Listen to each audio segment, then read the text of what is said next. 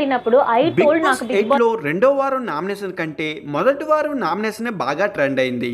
వాటికి సంబంధించిన వీడియో కూడా వైరల్ అయ్యాయి. వాటిలో ఎక్కువగా ట్రోలింగ్కి గురైందే పాపం నాగమణి కంటే.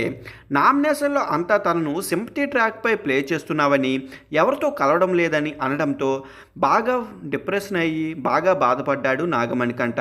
తన జీవితంలో జరిగిన బాధాకర విషయాలని నామినేషన్లు చెబుతూ ఏడ్చేశాడు. తన వాళ్ళంతా దూరం అయిపోయారని కన్నీళ్లు పెట్టుకున్నాడు నాగమణికంట.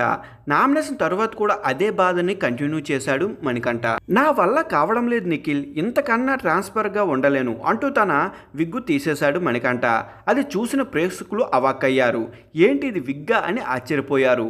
తర్వాత సోషల్ మీడియాలో ఈ క్లిప్ తెగ వైరల్ కావడమే కాకుండా ట్రోలింగ్ కూడా అయింది. అయితే తాజాగా దీన్నే బ్రహ్మముడి కావ్య ఆకా దీపిక రంగరాజ్ ట్రోల్ చేసింది.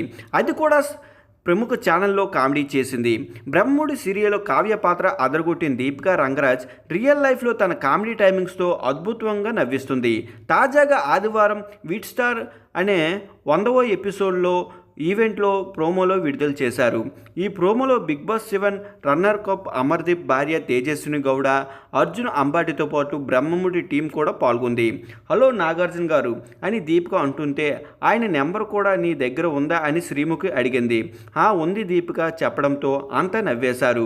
బిగ్ బాస్ హౌస్లో ఈ అమ్మాయి బదులు నేను ఉంటే కంటెస్టెంట్గా బాగా ఇచ్చేదానని ఎవరు అనుకుంటామని శ్రీముఖి అడగ్గా, నిఖిల్ దీనికంటే ట్రాన్స్పరెంట్గా ఉండలేను అంటూ మణికంఠ లాగే విగ్గు పీకేసింది దీపిక. అది చూసి అంతా ఒక్కసారిగా నవ్వేశారు. అయితే నాగమణికంఠను అలా దీపిక ట్రోల్ చేయడంపై నెటిజన్లు అయితే ఫైర్ అయిపోతున్నారు.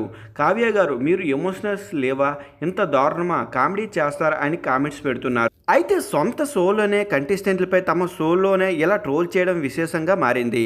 అలాగే దీపిక అలా చేసేటప్పటికి అది రాసింది షో నిర్వాహకులే కదా అని మరొకొందరు అంటున్నారు.